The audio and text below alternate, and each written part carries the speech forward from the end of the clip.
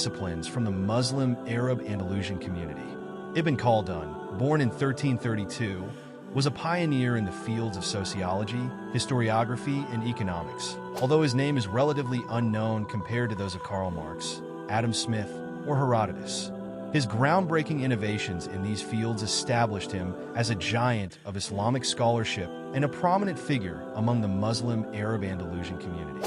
Despite being a refugee from a wealthy family and losing both his parents to the Black Death as a young boy, Ibn Khaldun received a first-rate education in classical Islamic studies, philosophy, linguistics, and mathematics. The tumultuous political climate of the time had a profound impact on Ibn Khaldun's thinking. His experiences in the social and political realm would eventually lead him to develop a deep understanding of the various forms of political power and the complicated, often treacherous environment surrounding them. Ultimately, however, it would be his writing that left a lasting impact on intellectual history. Ibn Khaldun's major works are the Introduction, also known as the Muqaddimah, and his Universal History. These works reflect the scope of Ibn Khaldun's intellectual interests and display his methodological diversity. However, it is the introduction that truly sets him apart from his contemporaries and those who came after him in the Western world.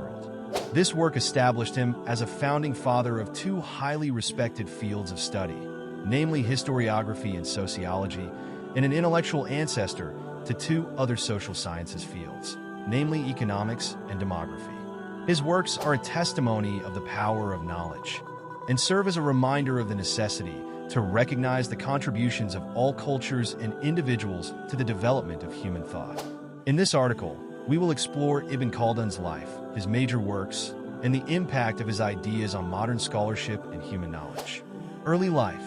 Ibn Khaldun was born in Tunis in 1332 during a period of great political turmoil. This was a time when the Marinid dynasty was in control of most of North Africa, and most of the Maghreb was affected by civil unrest.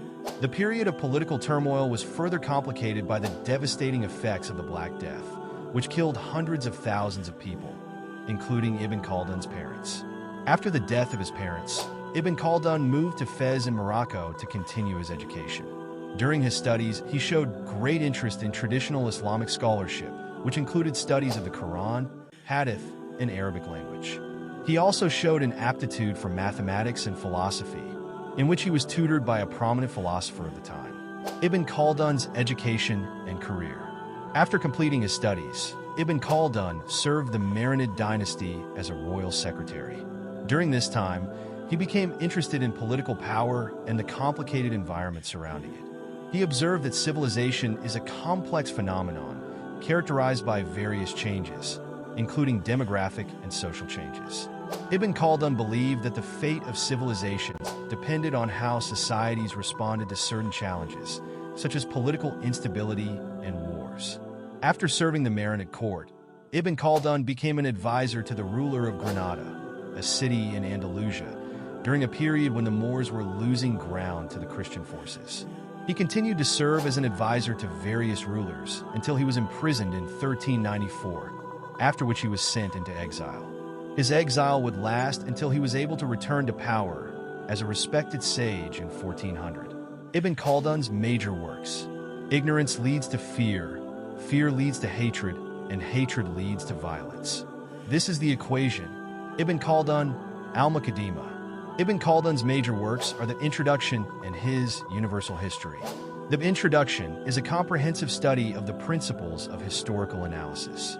The work is divided into 6 books and provides insights into the theory and methodology of studying history. The unique work, unlike any other work produced in his time or before it.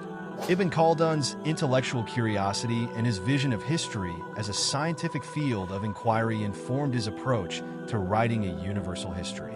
In writing his Introduction, Ibn Khaldun sought to provide a theoretical basis for the discipline of historiography by identifying the principles and methodologies of historical analysis. Ibn Khaldun's Universal History is an extensive survey of human history, from the beginning of civilization until the present. The work traces the political, social, and cultural changes that have taken place in different societies over time. It is an important contribution to the study of human history, and provides insight into human society and its evolution. Ibn Khaldun's unique approach to historical studies can be understood through his theory of history. At the heart of his theory is the concept of asabiyyah, which refers to the group solidarity that characterizes tribal societies. Asabiyyah also refers to the social bonds that emerge in political and religious communities. Ibn Khaldun argued that states evolved and declined due to their asabiyyah. He believed that political power was born through conflict, and that it was in the hands of powerful tribes that could unite different tribes under one banner. In his view, the basis of political power was the cohesion of society, which depended on the strength of social relations and the distribution of wealth and power. According to Ibn Khaldun, the growth and decline of societies was based on the strength of their asabiyyah. Asabiyyah could decline due to the luxury and power that come with civilization and the breakdown of the social bonds that characterize a tribal society.